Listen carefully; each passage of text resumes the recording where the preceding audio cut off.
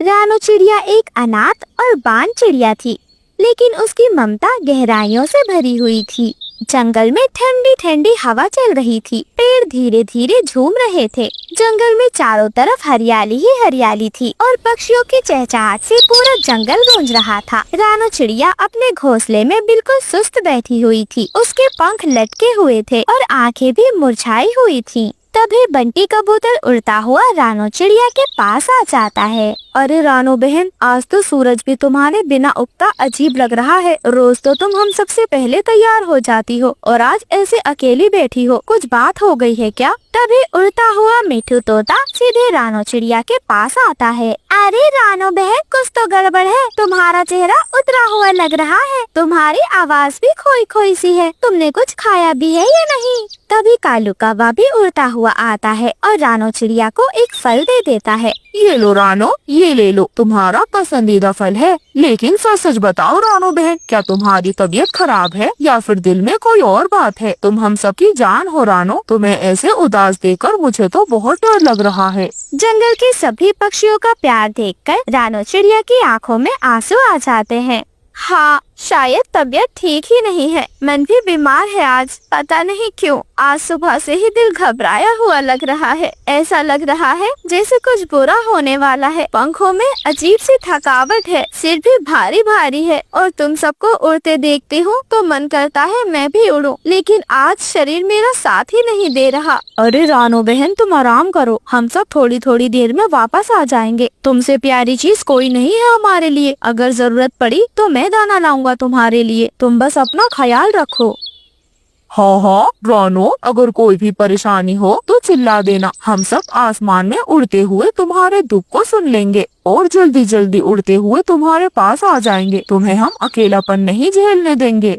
तुम सबका साथ ही तो मेरी सबसे बड़ी दौलत है। जाओ, जाकर दाना ले आओ। मैं यहीं बैठी हूँ, अपनी ताकत को फिर से समेटते हुए। आसमान में स्याही परछाइयाँ मंडराने लगी थी। दो शिकारी, एक चील और एक गिद्ध, दोनों पेड़ों की ऊंचाई में उड़ रहे थे। उनकी आंखों में भूख थी और नियत में छल। वह दोनों एक पेड़ पर बैठ जाते हैं और पूरे जंगल के कोने कोने को घूरने लग जाते हैं।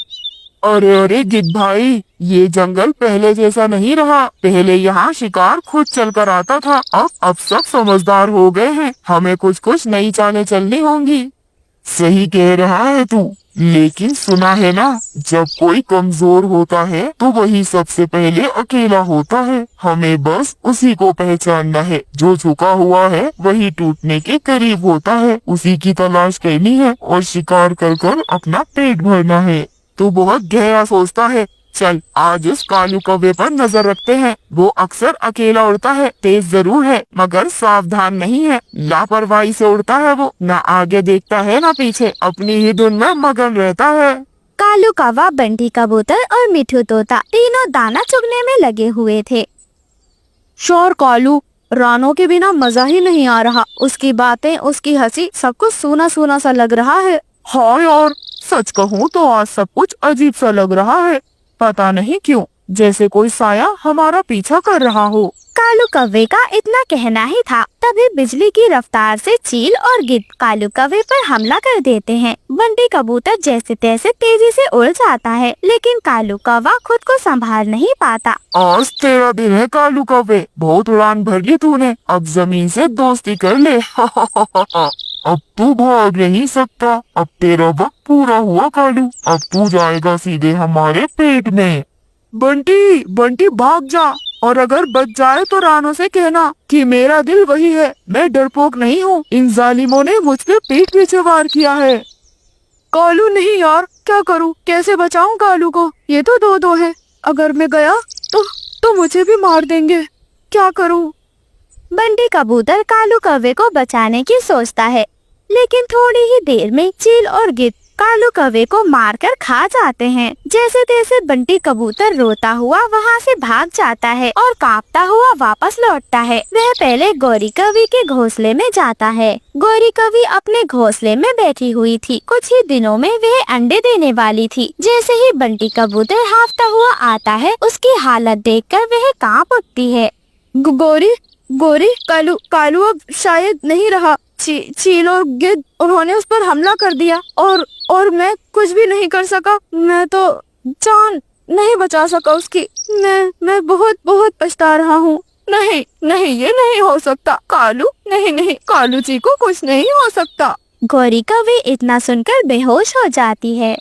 गौरी गौरी खुद को संभालो, तुम्हें तो माँ बनना है। तुम्हारे अंडे, कालू के बच्चे, तुम्हें सबको देखना है। रानो चिड़िया को जब इस बात का पता चलता है वह सीधे गौरी कौवी के घोंसले में आ जाती है। गौरी बहन, मैंने सब कुछ सुन लिया है। देखो, मैं जानती हूँ किसी को खोने का दर्द क्या होता है। जब अपना कोई नहीं होता तो हर दिन भारी लगता है। मैं तुम्हारे लिए दाना लाऊंगी, तुम्हारे बच्चों के लिए घोंसला सजाऊंगी। तुम बस मजबूत रहो। रानो चिड़िया की आवाज सुनकर गौरी कौवी को होश आ जाता है। ऐसे ही धीरे धीरे समय बीतता जाता है। कुछ ही समय बाद गौरी कौवी दो सुंदर सुंदर अंडे दे देती है। रानो चिड़िया हर दिन उन्हें संभालती, गौरी का ख्याल रखती। लेकिन एक रात चील चुपचाप आया। चील की अंधेरे में आंखें चमक रही थी।